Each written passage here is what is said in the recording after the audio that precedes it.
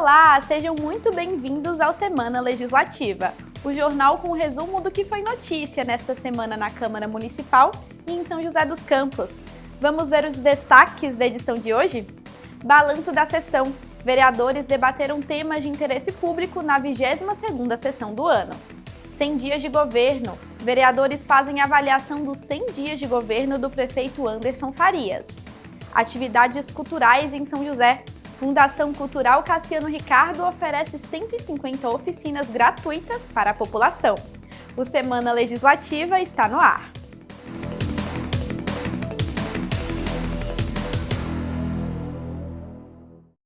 E a gente abre esta edição com um resumo da última sessão plenária realizada na terça-feira, que contou com a apreciação de indicações, requerimentos e outros documentos, além do debate de assuntos de interesse público em plenário. Vamos conferir. A 22ª sessão do ano contou com quase 300 documentos para a apreciação dos parlamentares. A maior parte era formada por indicações com vários pedidos ao poder público. Limpeza urbana, reforma de espaços públicos, troca de lâmpadas e reforço na iluminação de algumas avenidas, além de podas de árvore. Ainda foram votados diversos requerimentos. Alguns pediam informações sobre serviços públicos, como transporte escolar, fiscalização de obras, além de cobranças de rondas policiais e mais agilidade na realização de consultas médicas. Já no período do pinga-fogo, os principais temas abordados pelos parlamentares foram fiscalização, inclusão, cultura, manutenção pública, segurança e educação. O primeiro orador, o vereador Tomás Henrique, criticou a abordagem do Serviço de Fiscalização da cidade, que apreendeu os produtos de um jovem empreendedor que vendia paçocas caseiras. De acordo com Tomás, é preciso avaliar casos pontuais do comércio ambulante que não deveriam ser punidos e criminalizados. Tomás também defendeu posições ideológicas abordadas por ele durante o mandato. Já o vereador Sena usou o espaço para a prestação de contas. Ele abordou uma visita que fez a uma feira de artesanato e negócios, na qual defendeu o tema da inclusão do autismo. Segundo Sena, familiares de autistas têm pedido ajuda da Câmara para garantir acesso a tratamentos e direitos. Na busca por apoio, o parlamentar criou um abaixo-assinado para cobrar a criação da Casa do Autista, local para concentrar atendimentos para pessoas com TEA. E a cultura foi o tema abordado pelo vereador Rogério da Acazem. Ele destacou o Dia da Dança, que foi celebrado com ações e atividades na Câmara de São José. Segundo o parlamentar, a dança é uma arte transformadora que gera empregos, forma talento e inspira a criatividade. Em um vídeo apresentado no plenário, Rogério também parabenizou a Fundas pelos 38 anos de história. Outro parlamentar a usar a tribuna foi o vereador Marcelo Garcia. Ele comemorou a conquista de emendas parlamentares para instituições de saúde de São José. Segundo o vereador, foram mais de R$500 mil que serão destinados ao Hospital do GAC, ao Hospital Pio XII e à Santa Casa de Misericórdia. Marcelo Garcia também defendeu o papel dos vereadores na busca por emendas parlamentares para a cidade. No tema da segurança pública, a vereadora Juliana Fraga cobrou ações da Polícia Militar e das autoridades para evitar roubos e furtos na cidade.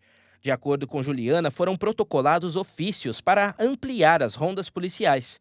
Em outro ofício anunciado pela parlamentar, ela solicitou ações urgentes para reparar um muro na comunidade Santa Cruz, que corre o risco de desabar. Juliana também defendeu a importância de valorizar a educação na cidade. Já o assunto levantado pela vereadora Amélia Naomi foi a reforma do Mercado Municipal de São José, que sofreu a troca de gestão das obras. Amélia pediu transparência no processo e alegou que os problemas nas obras poderão gerar custos ao município. A vereadora também pediu mais consideração aos usuários do transporte público que estariam tendo dificuldade de fazer a recarga no cartão de viagem e defendeu o papel do poder público de assegurar os direitos das trabalhadoras domésticas. O vereador Renato Santiago trouxe à tribuna a notícia da Federação dos Partidos União Brasil e Progressistas, que agora se torna a bancada com a maioria de cadeiras na Câmara Federal. Em um vídeo exibido em plenário, Renato apresentou as propostas e diretrizes de trabalho da nova Federação Partidária Brasileira. O parlamentar também abordou que irá protocolar na Câmara de São José um projeto para alertar os pais sobre os cuidados do mundo digital para as crianças. O vereador Cláudio Apolinário também fez uso da tribuna.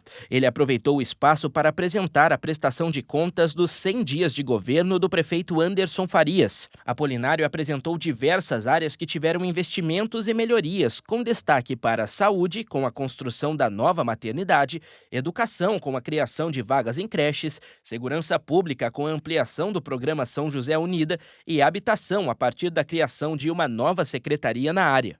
Quem também fez uso do pinga-fogo foi o vereador Sérgio Camargo. Ele reforçou uma denúncia que fez sobre uma moradora que teria tido o serviço de distribuição de água cortado por perseguição política. Segundo Sérgio, uma liminar da Justiça determinou que o governo deve retomar o serviço de fornecimento de água para a moradora. Ainda durante a sessão, foi aprovada a composição de uma nova frente parlamentar, a Frente em Defesa das Pessoas com Síndrome de Down. Farão parte do grupo os vereadores Sérgio Camargo, Fernando Petiti, Juliana Fraga, Sidney Campos, Carlos Abranches, Cláudio Apolinário, Renato Santiago, Sena, Fabião Zagueiro e Marcão da Academia. As sessões da Câmara são realizadas todas as terças e quintas, com transmissão ao vivo a partir das 4 horas da tarde. Você pode acompanhar os trabalhos em plenário na íntegra no nosso canal do YouTube. E a Câmara de São José foi palco de um evento voltado para valorizar a doutrina espírita. O encontro faz parte das ações do dia de Allan Kardec, principal referência religiosa dos espíritas. E a data é tema, inclusive, de uma lei aprovada pelo Legislativo. Bem-aventurados os corações. Foi com muita música que o plenário da Câmara Municipal recebeu um evento em homenagem ao dia de Allan Kardec, codificador da doutrina espírita, que é comemorado em São José desde 1996. A data é instituída por lei de autoria do ex-vereador Aloísio Petiti. Durante a solenidade, o pesquisador e palestrante Carlos Bastos apresentou seu trabalho de pesquisa sobre a vida de Kardec e as novas descobertas feitas, que fazem parte de 3 livros lançados por ele. O grande resultado dessa pesquisa, para mim pessoalmente, foi conhecer a humanidade de todos eles, seus defeitos, as suas virtudes, os problemas que enfrentavam, e todo esse contexto histórico e social nos permitiu compreender, ou nos permitirá ainda compreender um pouco mais da doutrina espírita na sua essência. O coordenador do Núcleo do Vale do Paraíba, da Aliança Espírita Evangélica, Carlos Daniel, considera importante a cidade ter uma data destinada a celebrar a doutrina espírita e destacou o evento realizado no plenário da Câmara. O Kardec que trouxe para a gente essa doutrina maravilhosa, onde a gente consegue, através dos ensinamentos dos espíritos, fazer a nossa própria transformação, né? Nos transformando em pessoas cada vez melhores. E aí a gente teve a oportunidade agora de comemorar esse dia, então acho que é muito importante que os espíritas se reúnam para comemorar essa data. Carlos Daniel afirmou também que eventos como esse são importantes para apresentar a doutrina para quem ainda não conhece. Essa data a gente consegue falar um pouquinho sobre Kardec, né, e mostrar um pouquinho do que é o espiritismo na essência. Né, e tirar um pouquinho todas essas mistificações que estão em cima do espiritismo, né, achando que o espiritismo vive da manifestação, né, quando na verdade o espiritismo é essa doutrina que vem mostrar para a gente, através do nosso próprio boa vontade de estudos e tudo mais, a gente consegue fazer a nossa transformação íntima. O evento contou com a presença dos vereadores Carlos Abranches e Fernando Petiti, que ressaltou o fato de o plenário ter ficado cheio durante a celebração. Emociona, né? Como a gente falou. Primeiro, ali num espaço menor, que cabe 100 pessoas e não lotou. Hoje aqui colocaram em torno de 160, 170 cadeiras e lotou. Noite que teve música boa, palestra trazendo novidades e, o mais importante, fortalecimento do espiritismo. O parlamentar também destacou que eventos como esse mostram que a Câmara de São José dos Campos está aberta para pessoas de todas as religiões. A Câmara Municipal é a casa do povo, né? Quando a gente vê uma casa lotada com muitos jovens, né, que vem crescendo essa participação dos jovens no espiritismo, aqui também a gente já fez o Umban Vale, a gente viu casa cheia, então a gente tem que sempre respeitar todas as religiões. E quando você tem esse espaço cívico de ter esse espaço aberto e mostrando que a casa cada vez recebe mais pessoas já com interesse, né, de conhecer um pouco mais, é importantíssimo que mostra para quem ainda não respeita a religião diferente da que ele segue, está no caminho errado. Agora vamos falar do trabalho do Executivo. Recentemente, uma coletiva de imprensa divulgou as ações dos 100 dias de governo do prefeito Anderson Farias. Entre os anúncios estão a construção de uma nova maternidade em São José, novos investimentos para o Hospital Municipal e o andamento de processos de regularização da região leste da cidade. Essas notícias repercutiram entre os vereadores, que defenderam a importância de propor melhorias na saúde, habitação e também em outras áreas. A recém-inaugurada Clínica 3 do Hospital Municipal conta com um novo padrão de leitos. A principal novidade é o espaço para acompanhantes nos quartos. Mudanças na rede elétrica permitiram também ar-condicionado e mais tomadas à disposição.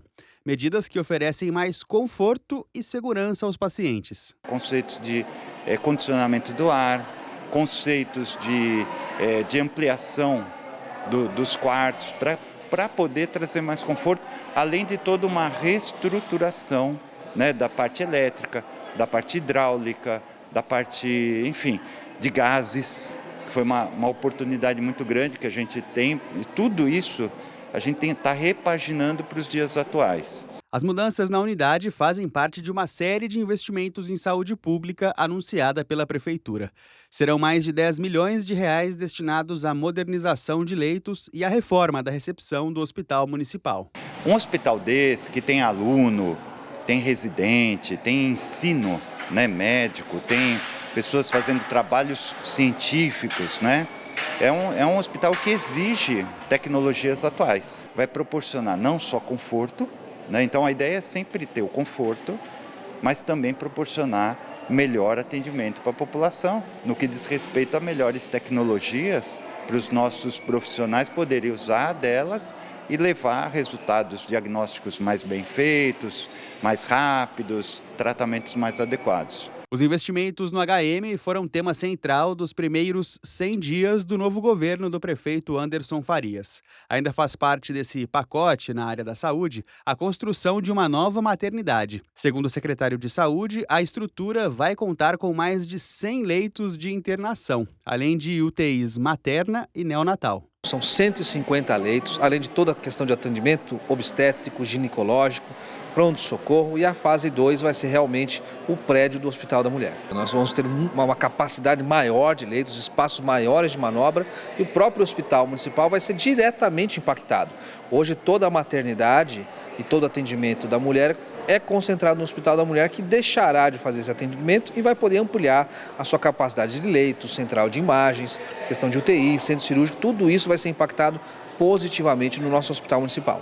Ainda de acordo com o secretário, a maternidade irá otimizar toda a rede municipal de saúde, abrindo espaço para novas instalações, até mesmo no Hospital Municipal. A expectativa é que todo o projeto seja executado em 2 anos. Nós já temos a autorização da Caixa Econômica Federal, inclusive o vice-presidente nacional da Caixa autorizou essa obra. Agora cabe à Prefeitura, até meados de setembro, a gente já espera estar emitindo a autorização de fornecimento, a ordem de serviço, para que a gente já comece essa obra, que tem em torno de duração de 2 anos. Para o vereador Sena, a saúde é uma das pautas mais importantes para a população. Por isso, além do que foi trabalhado até agora, em 2025, é preciso dar continuidade à ampliação dos serviços iniciada em anos anteriores. Saúde sempre vai ser pauta de comissão, de plenário, de rede social, da imprensa, porque é uma demanda de emergência, de urgência das pessoas. Nós temos grandes investimentos já anunciados, como foi dito agora, as comissões estão fazendo esse trabalho de tentar pautar, de tentar agilizar esses processos para poder melhorar o atendimento e a estrutura da saúde para as pessoas, né? Como parte dos trabalhos realizados pela Prefeitura nos primeiros 100 dias da gestão 2025-2028, foi anunciada também a rescisão de contrato com a empresa responsável pelas obras no mercado municipal e ampliação do processo de regularização fundiária da região do bairro Chácaras Araújo. A Câmara irá acompanhar todas as novidades e, segundo o vereador Sidney Campos, as iniciativas vão contribuir para o desenvolvimento da cidade. Importantíssimo, eu acompanho alguns bairros aqui em São José dos Campos. Nós temos aí Olaria, o Jaguari, que precisa aí fazer a regularização fundiária. A gente tem também o bairro Beira Rio, que fica ali próximo à margem do Rio Paraíba, do Urbanópolis. Então a gente está acompanhando todo esse processo, é muito importante para a gente avançar até nas políticas públicas aqui em São José dos Campos. A prestação de contas e a transparência nas ações públicas são vistas pelos vereadores como fundamentais. É uma forma de permitir que a população conheça o trabalho do poder público para cobrar e participar ativamente das decisões que afetam a cidade. É nítido, né, o quanto São José dos Campos está avançado, está à frente e é uma referência em todos os aspectos, não só na saúde. Mas enquanto cidade, capital do avião, cidade inteligente, precisamos também utilizar essa tecnologia, esse polo tecnológico que nós temos aqui para poder melhorar processos rotineiros, cotidianos da saúde. Então, estamos avançados? Estamos, mas precisamos pegar todo esse know-how tecnológico de inteligência que nós temos e colocar à disposição da saúde e da cidade. Faltam poucos meses para que o novo transporte público de São José comece a operar de fato na cidade e a preparação do poder público já começou. Em setembro deste ano, parte da frota de ônibus elétricos já irá circular e a meta é que até o ano que vem toda a frota seja composta por ônibus elétricos. E para garantir que os prazos sejam cumpridos, o município tem acompanhado os processos para a prestação de serviço, que inclusive já foi realizada uma visita técnica na empresa vencedora da licitação. O futuro do transporte público de São José já começou a ser desenhado. Representantes da Secretaria de Mobilidade Urbana fizeram a primeira visita técnica à empresa que vai oferecer a prestação do serviço na cidade. O trabalho de bastidores marca mais um passo na preparação para tornar São José o primeiro município do país a ter frota 100% elétrica. Além de toda a sustentabilidade que envolve esse projeto, ele é um projeto que vai ser executado por uma indústria nacional, né? Então, essa indústria que está fazendo esses veículos, ela é totalmente brasileira, uma indústria 100% nacional. Todo aquele incômodo também que a pessoa tem de estar num ponto de ônibus, passa um carro soltando fumaça, isso tudo não vai acontecer mais. Após 5 licitações fracassadas, o contrato de locação por 15 anos foi assinado no início de março entre o executivo e a empresa Green Energy, no valor de 2,7 bilhões de reais. Em breve, a prefeitura deve abrir um novo edital, dessa vez para definir uma empresa para gerir a operação. A Câmara de São José também segue atenta a essas etapas. Quando se apresentou essa inovação, logo de cara a gente olhou a inovação ambiental. Você trazendo ônibus elétrico para a cidade, você traz também um marco de apoio aí às condições climáticas. Imagina você 400 ônibus numa matriz diesel passando para a parte elétrica. Então, primeiro de tudo, foi esse apoio que a Câmara Municipal deu. Em seguida, lógico, o maior trabalho nosso é fiscalizar todas as licitações, todos os contratos. Por enquanto, são os ônibus tradicionais que a população continua usando, mas a transição para o formato 100% elétrico já começou. E a rotina de quem passa por aqui vai mudar em breve, a começar pela infraestrutura. Os 400 novos veículos serão 0 km e contarão com ar-condicionado e carregador USB. O ar-condicionado, como tem no 1313 já, eu acho muito bom. Ajuda muito no dia que tem calor e tudo mais. Mais assentos vai ser uma coisa muito boa. Eu acho que seria uma ajuda bem grande, porque poderia impactar positivamente na questão do dia a dia de muitas pessoas, assim como eu. O primeiro ponto de carregamento já foi instalado no Campo dos Alemães para atender os ônibus da linha verde. Ao todo, serão 8 estações como essa, espalhadas pela cidade. A gente tem toda uma equipe trabalhando em cima, inclusive, de um software que foi especificamente desenvolvido para São José dos Campos, porque você tem uma gestão diferenciada do ônibus elétrico, a linha dele por conta da autonomia do carro.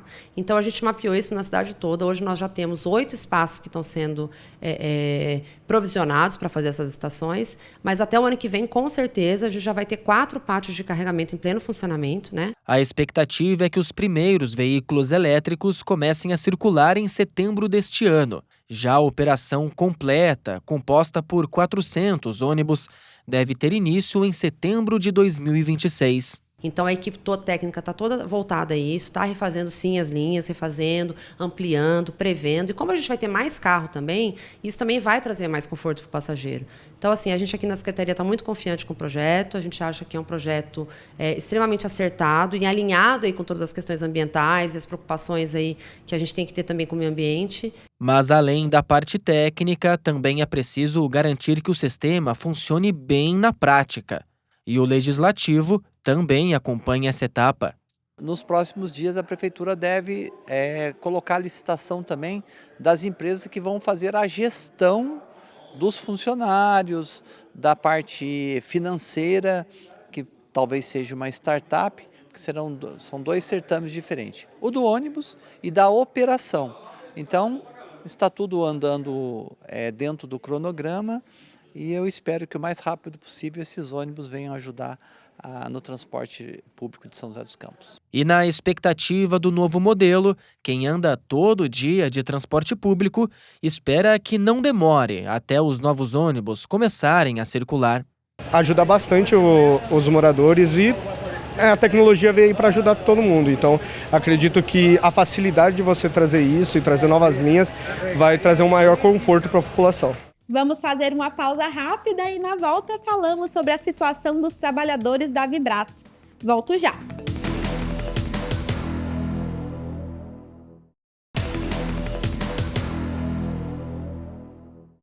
Voltamos com Semana Legislativa.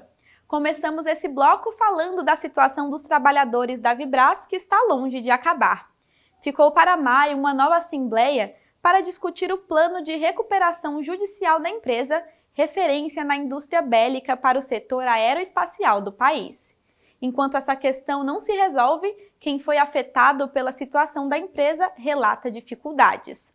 O sindicato tem acompanhado o processo e os vereadores da Câmara defendem políticas para assegurar os direitos e os empregos dos trabalhadores. Há 40 anos, o Hélio trabalha na Avibras, empresa brasileira com mais de 60 anos de história, líder no setor de defesa aeroespacial. Mas há mais de 2 anos, ele e outros funcionários da fábrica estão sem receber salário. Já sem salário, acho que é 25 meses, uma situação bastante difícil para a gente.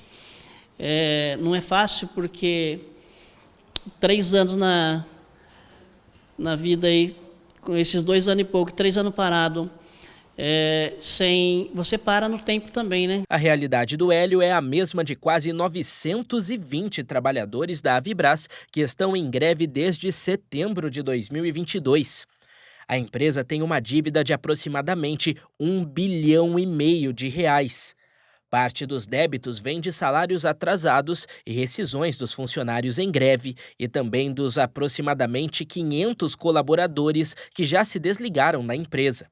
A falta de transparência sobre os pagamentos gera protestos e muita angústia. Consiga achar uma saída para resolver a nossa situação, né? Porque imagina você, quando você tem, ele é mas imagina aí 1.000, eu vou fazer um número aqui, 1.000 pessoas, mas imagina 1.000 aí, se a gente fazer um número qualquer aí, 5, por exemplo, são 5.000 pessoas aí que em situações muito difíceis, né? Amigos que não aguentou, infelizmente partiu, né? Outros que ficaram doentes. É muito difícil, não é fácil não. O Sindicato dos Metalúrgicos de São José dos Campos acompanha de perto a situação da Avibras e dos funcionários. Segundo o presidente, a empresa está em processo de recuperação judicial desde 18 de março de 2022 e enfrenta a 3ª grande crise da história. É a maior crise da história da Avibras, indo aí para mais de 3 anos agora. Não é a primeira vez que a empresa passa por esse tipo de situação. Em 1988 foi quando teve a primeira crise, a empresa entrou em recuperação judicial, depois em 2012. Ele explica que a Avibras é uma empresa privada, portanto a cobrança pelo pagamento deve ser feita para o proprietário. Mas o sindicato defende uma intervenção do governo federal no caso, o que já aconteceu em outras crises. Pegando este histórico, em 1988, o BNDES emprestou dinheiro para a Avibras pagar os salários, para a empresa voltar à sua normalidade. Depois, em 2012, na época a presidente era a Dilma, ela antecipou o que era parte do governo federal no projeto do Astros 2020. E desta vez, o governo federal, até o momento, sequer faz a antecipação de contratos vigentes que existe com o Exército Brasileiro. E o sindicato ele tem essa posição. Na nossa opinião, a Avibras só volta a funcionar, só paga os salários e tem a volta da empresa gerando emprego e renda, que é muito importante aqui para a nossa região, se tiver aporte do governo federal. É também um pedido do sindicato que o governo ao menos faça a aquisição das peças fabricadas pela Avibras, em vez de comprar de fornecedores estrangeiros. Tem que ter um plano emergencial de fazer a compra de alguns produtos de defesa para você ter a empresa funcionando. E nesse sentido a gente critica bastante o governo federal porque ele compra os equipamentos, os materiais, as munições, mas de empresas do exterior, sendo que nós temos a Avibras aqui na nossa região, a principal indústria de defesa do país nessa situação. A possível falência da fábrica é algo que assombra os credores. Caso isso aconteça, o prazo para que eles possam receber o que têm direito deve ficar ainda maior. Por isso, assembleias com planos de recuperação judicial são convocadas, mas quase sempre adiadas. A última, marcada para 10 de abril, foi transferida para 13 de maio. Empresas já demonstraram interesse em comprar a Avibras, mas, segundo o sindicato, isso não é sinônimo de garantia aos funcionários. E o que a Avibras está dizendo desde o começo do ano é que ela está negociando com esta empresa da Arábia Saudita, a Blackstone, mas não apresenta nada relacionado a esta negociação. E teve negociações anteriormente, no ano passado principalmente, com a Defendtex, uma empresa da Austrália. Depois teve com a Diamante, uma empresa brasileira. Agora, não tem transparência nenhuma. Se uma empresa da Arábia Saudita adquirir a Avibras, nós vamos perder todo o acervo tecnológico existente, que garantia que nós temos que a empresa segue no nosso país. Com isso, nós perdemos também em soberania. Procurada pela nossa produção, a Avibras informou por nota que está fortemente empenhada no processo de entrada de um novo investidor na companhia. Disse também que a atual paralisação tem impactado significativamente a operação da empresa e que isso impossibilita o cumprimento de contratos com as Forças Armadas brasileiras, resultando na perda de encomendas. A empresa alegou que reconhece a gravidade da situação e declarou que manter o processo de investimento em andamento representa o caminho mais viável para enfrentar a crise e honrar seus compromissos. Na Câmara Municipal, a situação dos funcionários da Avibras também é acompanhada de perto. A vereadora Amélia Naomi disse se solidarizar com os trabalhadores e reforçou que o Legislativo pode ajudar na manutenção dos postos de trabalho. Nossa solidariedade com todos os trabalhadores, porque estão vivendo uma situação muito difícil, uma situação que a gente tem que ser solidário, a Câmara Municipal e a cidade também, porque nós precisamos, além da solidariedade, tentar ajudar a resolver essa questão, para que tenha uma saída para os trabalhadores, que seja vendida a empresa, né? Que os consórcios, que já apareceu vários consórcios, quase foi viabilizado, mas o dono da empresa não quer nenhum tipo de negociação. Enquanto a situação não se resolve, os funcionários vivem a agonia da incerteza e esperam notícias melhores. Vai ter uma nova reunião agora aí no AGC com a Brasil Crédito, isso. E quem sabe aí chega um investidor aí que chega aí com uma proposta e tal, e a gente a nossa vida volta a fluir, sorrir novamente, né? Porque está muito difícil. O Dia Nacional das Trabalhadoras Domésticas, comemorado no mês de abril, foi marcado por homenagens aqui em São José. A data reforça a luta por direitos dessa classe, que ainda sofre preconceitos e precarização. Para a Câmara de São José, as trabalhadoras domésticas merecem reconhecimento e valorização. Mulheres de diferentes idades se reuniram num sábado pela manhã para aprender. É o caso da Neuza. Ela é empregada doméstica há 3 anos e tirou um tempinho para se informar sobre os seus direitos. Aprendi muito, sobre os direitos que as empregadas domésticas têm. Eu não sabia desse direito. Agora eu fiquei por dentro de todas as informações hoje. A Sueli teve a mesma ideia. Ela é aposentada, mas ainda é trabalhadora do lar.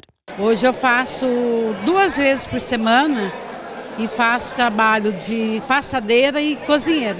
Elas estiveram presentes num evento que contou com a participação da vereadora Amélia Naomi, do ex-prefeito Carlinhos Almeida e de representantes do Conselho Tutelar de São José dos Campos. A ação aconteceu por conta do Dia Nacional das Trabalhadoras Domésticas, celebrado no dia 27 de abril. De acordo com estimativas da Pesquisa Nacional por Amostra de Domicílios Contínua, do IBGE, o Brasil tem ao menos 6 milhões de pessoas ocupadas em serviços domésticos. Mais de 90% são mulheres. A vereadora Amélia Naomi destaca a necessidade de oferecer informação aos trabalhadores. Hoje é uma das maiores categorias que não são valorizadas, não são respeitadas. Então a gente divulga os direitos, né, que elas precisam exercer esse poder, inclusive de dialogar com a sua patroa, que ela precisa aposentar. É um processo de convencimento de que elas têm e devem ter os direitos garantidos. Amélia também reforça que o serviço prestado pelas domésticas permite, em alguns casos, que outras mulheres consigam entrar para o mercado de trabalho, pois elas auxiliam famílias nas tarefas da casa e, muitas vezes, ainda cuidam dos filhos das patroas. Ela é a base fundamental para as mulheres continuarem no mercado de trabalho. Por isso elas precisam de respeito. E é uma das maiores categorias que, infelizmente, não tem o seu direito garantido. A advogada Cidinha Borges compareceu ao encontro e rapidamente realizou uma palestra com o tema Direitos das Domésticas. Ela afirmou que até mesmo quem já trabalhou, mas não atua mais nesta categoria, pode buscar seus benefícios, como salários, férias e seguro-desemprego. É nossa obrigação, como advogado, como defensor de uma justiça que abarque a todos, é conscientizar sobre os seus direitos. E mesmo que essas pessoas que comparecerem aqui hoje já sejam conscientes dos seus direitos, é sempre bom porque elas podem ser reprodutoras disso para outras pessoas. Cidinha também lembra da Lei Federal número 150 do ano de 2015. O texto informa que o empregado que trabalha por mais de 2 dias por semana numa mesma residência passa a ter vínculo empregatício com o contratante e, portanto, tem direito aos benefícios da CLT, a consolidação das leis do trabalho. Quem trabalha menos de 3 dias, ou seja, 1 ou 2 dias, não tem vínculo empregatício. Não é considerado empregado doméstico por conta da habitualidade, né? Quem trabalha 3 dias ou mais já tem direito ao registro na carteira e já é considerado um empregado doméstico. Após a palestra, as mulheres presentes no local puderam usufruir de serviços psicológicos, como esta roda de conversa sobre psicanálise, além de cabeleireiro, podóloga, nutricionistas e até assessoria jurídica. Vamos para mais um intervalo. No próximo bloco, falamos sobre 2 novos programas na área da educação em São José. A pausa é rápida.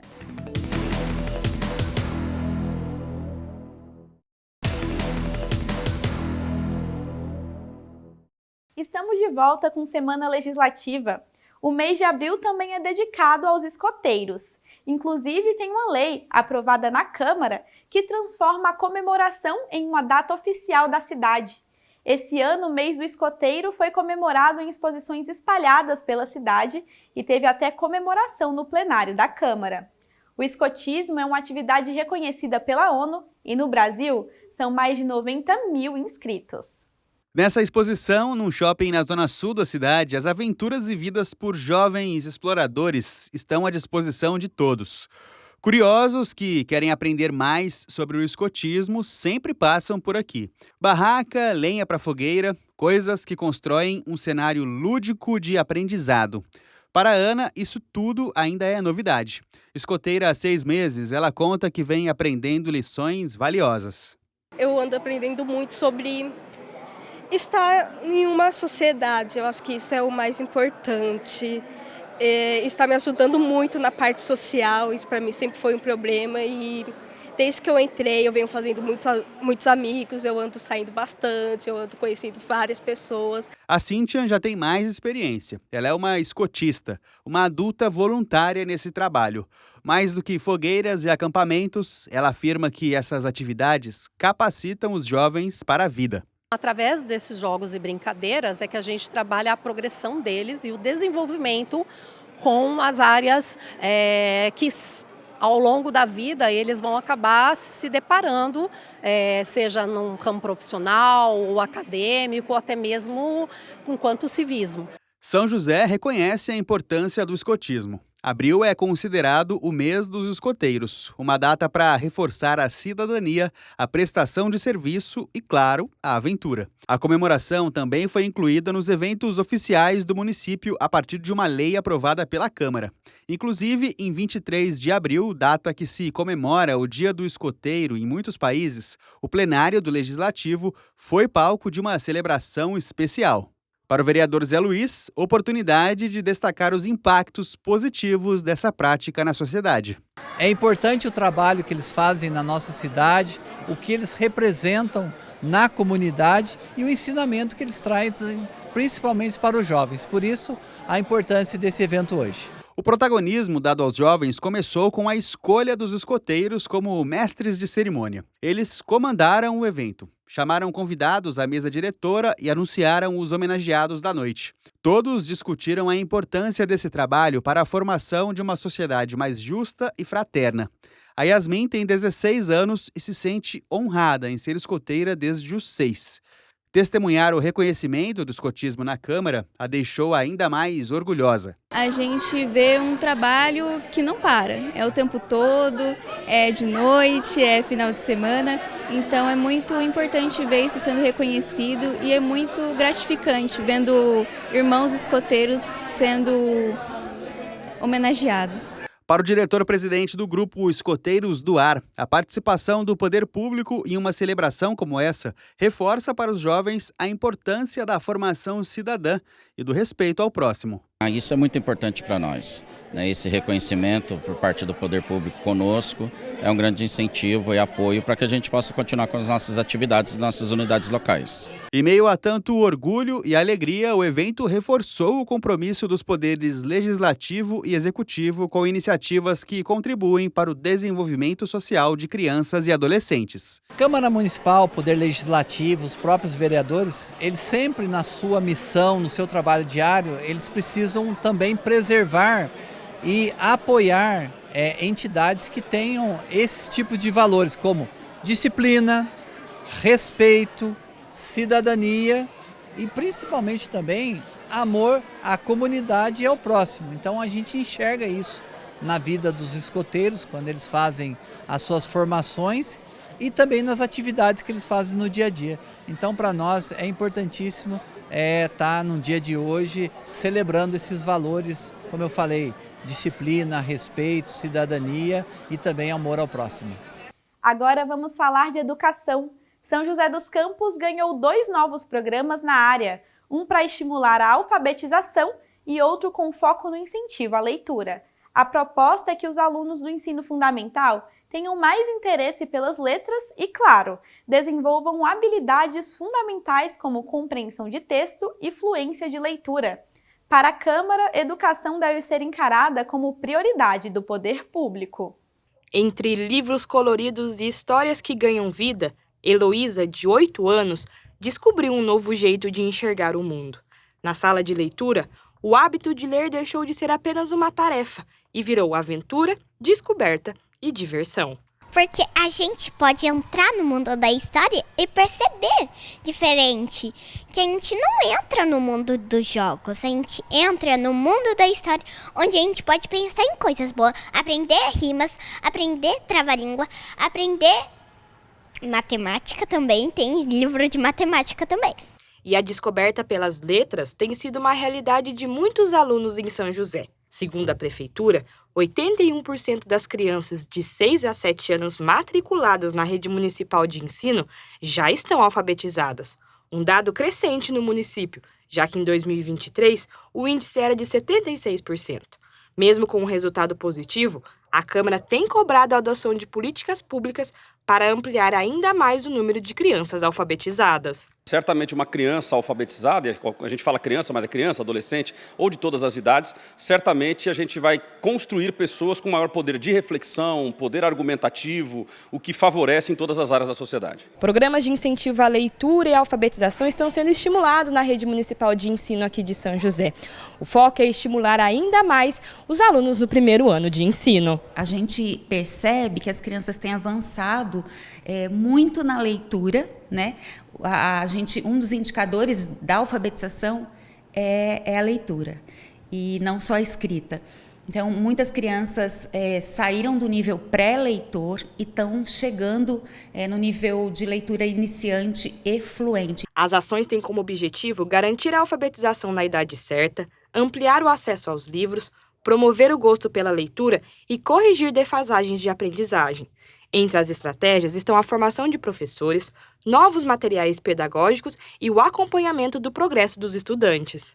Os professores usam plataformas específicas, as crianças têm materiais adequados, eles passam por um processo de formação onde eles vão ser repertoriados para que eles possam atender as necessidades das crianças. O foco vai ser sempre leitura, escrita e matemática, né, para que eles possam dar conta, então, do sistema de escrita alfabético e da aprendizagem das habilidades de leitura. Com essas iniciativas, a professora Vanessa, que coordena a sala de leitura, tem notado as turmas mais engajadas e uma maior autonomia das crianças na leitura e na escrita.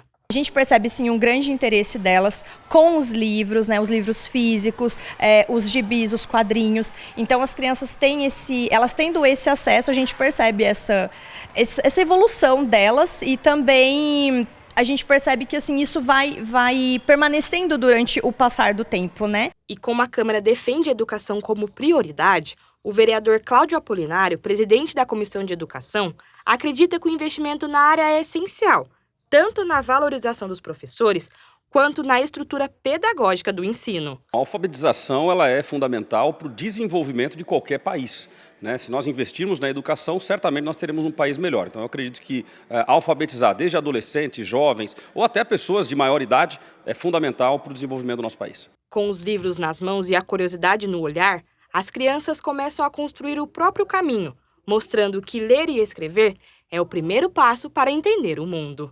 A vida acadêmica fica mais estável, né? Ele tem um protagonismo maior, autonomia, e ele tem uma conexão aí direta com o mundo, né? Já que ele pode ler, argumentar, tomar decisões. A leitura e a alfabetização, né, a educação em si, são as únicas formas capazes de conseguirmos promover cidadãos críticos, né, que possam realmente fazer diferença no mundo. E se eu te contar que o folclore de São José não só continua vivo, como é tema de uma coletânea de livros? Sabe o que é mais legal de toda essa história? É que nós, moradores, podemos ter acesso às obras de maneira gratuita.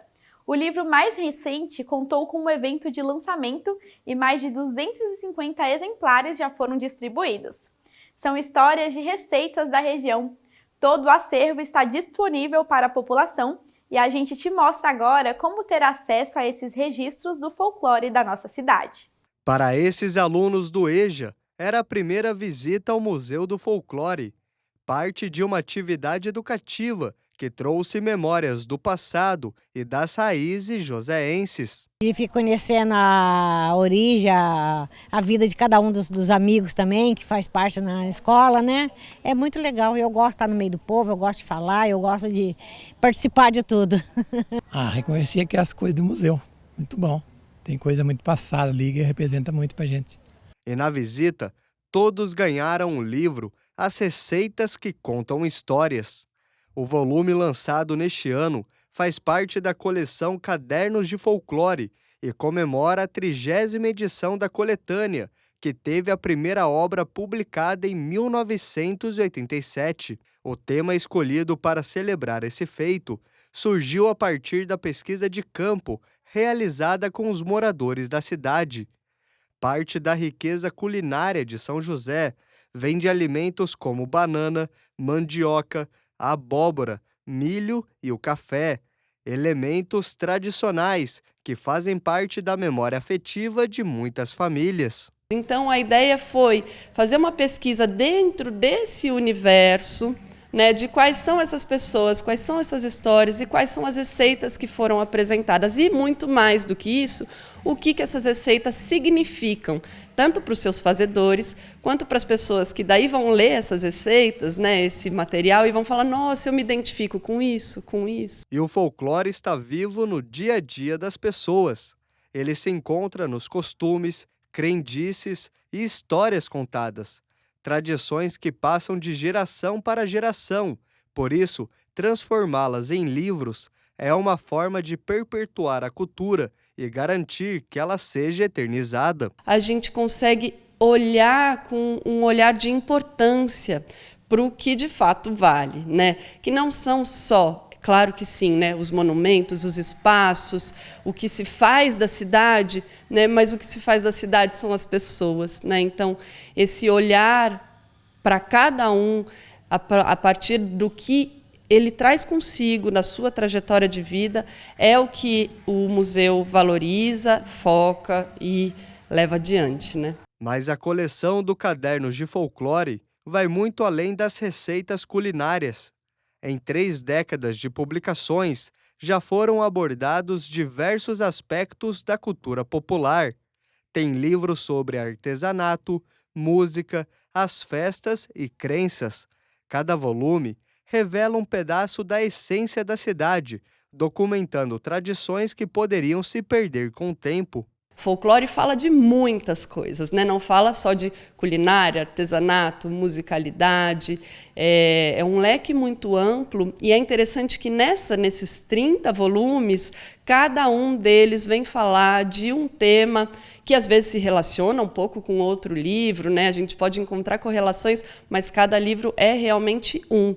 E para preservar a sabedoria popular, o Museu do Folclore tem o projeto Museu Vivo. O objetivo da ação, que existe há 26 anos, é convidar a população a trazer o conhecimento e compartilhar os saberes.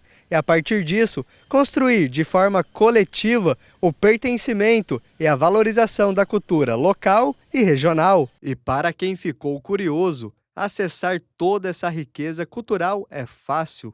Todos os volumes estão disponíveis para leitura online, de graça, no site do Museu do Folclore. Todos os livros estão lá disponíveis porque a distribuição é sempre gratuita, só que é um número X de exemplares para distribuição. Então, quando encerra essa distribuição gratuita, as pessoas ainda podem acessá-los pelo site do museu, e é muito interessante porque os temas são muito diversos, né? Para a vereadora Juliana Fraga, que é membro da Frente Parlamentar em Apoio e Valorização da Cultura Joseense, o folclore exerce um papel importante na preservação da identidade e história do município. Folclore significa cultura de um povo, né? Então, se a gente não valorizar a cultura, a nossa cultura joseense, a história, a gente fica órfão, né? A gente vai ficar sem saber o que aconteceu antes de nós, o que traz dos nossos bisavós, nossos avós, o que construiu a cidade, o que é a cultura da nossa cidade, como foi construída,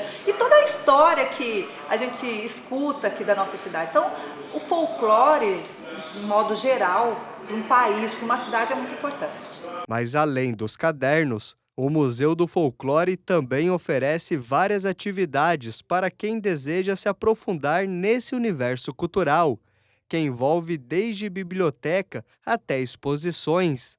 A Isabel, que conheceu o espaço pela primeira vez, gostou tanto que da próxima vai trazer até a família junto. Trazer os netos, os bisnetinhos, eu tenho 12 netos e 11 bis. Então, foi trazer a criançada passear por aqui, já que é aberto para qualquer um passear, né? Nossa, é muito legal, eu gostei, adorei. Que tal aprender a reciclar materiais que antes iam para o lixo e transformá-los em um novo produto? Esse é o objetivo da oficina de upcycling oferecida de forma gratuita para a população. Essa é uma das 150 oficinas culturais gratuitas realizadas na nossa cidade. E eu fui conferir de perto e mostrar para você como funcionam 2 delas. E claro, te incentivar a participar de algumas dessas atividades culturais. Você já pensou em participar de oficinas culturais? Que tal se desafiar a aprender uma nova dança? Ou a fazer artesanato? Essas são algumas das opções dentre centenas de oficinas que você pode escolher em São José. A gente tem 320 turmas na nossa rede de oficinas. Elas acontecem tanto nas nossas casas de cultura, que nós temos 10 casas de cultura nos bairros, mas também nas escolas municipais. Então nós temos uma rede gigante, já temos 8.000 alunos, nossa meta é chegar até 10.000 alunos até o final do ano, frequentando essas oficinas de teatro, dança, música, circo, uma diversidade incrível de atividades artísticas dentro de segmentos diversos. A Fundação Cultural Cassiano Ricardo oferece 150 oficinas culturais de diferentes linguagens artísticas. Todas são gratuitas, como essa de upcycling, termo em inglês que significa reciclagem. As alunas aprendem a transformar materiais que antes seriam descartados em um novo produto, como um filtro de café que virou essa flor aqui. É um artesanato, tá? É um nome em inglês, né? E que significa artesanato, onde a gente aproveita tudo que ia para o lixo, tá? Ia para o lixo, então a gente vai transformar em um novo produto. Abigail é dona de casa e já fazia artesanato. Soube da oficina e logo se inscreveu para aprimorar as habilidades e aprender novas formas de reutilizar os materiais. Ela aproveita os conhecimentos adquiridos aqui para vender os produtos e tirar uma rendinha extra. Como eu já mexo com artesanatos, então para mim aqui foi bom. Aprendi coisas que eu não sabia fazer, né? Utilizando filtro de café, e isso para mim foi muito bom. Então, como eu já mexo com artesanato, então esse também é uma coisa que vai entrar no meu artesanato, vai ter utilidade. E aqui no Cine Santana também são oferecidas oficinas, e uma delas é a de dança de salão. Imagina aprender a dançar em uma sala de cinema dos anos 50, um espaço tão importante para a cultura da nossa cidade. Essas alunas aproveitaram a oportunidade e se inscreveram nessa oficina de dança de salão. Aqui, elas se desafiam, se divertem, fazem amizade e ainda cuidam da saúde, movimentando o corpo. É igual o professor comentou agora há pouco, solta aquela adrenalina, né? A gente se enche do hormônio da felicidade. Então é gostoso sim, é prazeroso. Olha, essa foi minha terceira aula, na verdade, e eu não pretendo parar nunca. Quero continuar para sempre. Ao todo, são 10 casas de cultura espalhadas por todas as regiões de São José. Nesses locais, são ofertadas oficinas variadas, como música, economia criativa, circo, teatro, danças, fotografia, cultura digital, entre outras, para todas as idades. Para se inscrever em uma delas é fácil. Basta baixar o aplicativo São José Viva e escolher a oficina na Casa de Cultura mais próxima de você. Tem atividades, por exemplo, que é para 45+. Então, só mais de 45 anos que pode participar, que é um público grande que nós temos aqui em São José dos Campos também. Então, nós temos o nosso núcleo de sapateado, tal, que é voltado para esse público. Tem outras não, que é a partir de 6 anos já pode estar participando. Baixou o aplicativo, vê lá a atividade, a Casa de Cultura, né, que ainda tem vaga remanescente, vê a idade, a atividade e entra nela e vem participar com a gente. Para os vereadores da Câmara Municipal, promover atividades culturais de forma gratuita para a população deve ser uma prioridade do poder público. A cultura é algo que a sociedade não sabe que precisa. Nós precisamos muito do alimento psíquico que a cultura nos traz. Seja uma música, um teatro, uma poesia, um trabalho de arte na rua, né? Tudo isso traz para nós um alimento que a gente não imagina o quanto é necessário. Então, manter as oficinas, e a gente está preocupado com isso, porque eu criei a Frente Parlamentar de Valorização da Cultura Joseense, que tem como proposta de trabalho aumentar a quantidade de vagas para que a população tenha acesso a oficinas culturais. Uma demanda enorme dos agentes, educadores, que houve aí assim, algumas oficinas foram diminuídas. Então, o que nós temos que fazer? É exigir da Prefeitura, da Fundação Cultural, uma ampliação dos investimentos na área de cultura. Ter acesso à cultura é um direito de todos. E é justamente esse o objetivo das oficinas, segundo o diretor-presidente da Fundação Cultural: democratizar o acesso à cultura. Cultura é um direito constitucional, né? Desde fazer a arte, como acessar produções artísticas. Então, na realidade, o que a gente está fazendo aqui é um direito da população, e a população quer. Eles acessam essas atividades, essas crianças, esses jovens, esses adultos, acessam e passam a ter uma experiência artística, criativa, tão importante na nossa sociedade hoje em dia. O Semana Legislativa fica por aqui. Obrigada pela companhia, espero que você tenha aproveitado todas as informações. Para não perder nenhum programa ou rever alguma reportagem, é só nos acompanhar pelas redes sociais, todas pelo mesmo endereço, @TV Câmara SJC. Até semana que vem, ótimo fim de feriado!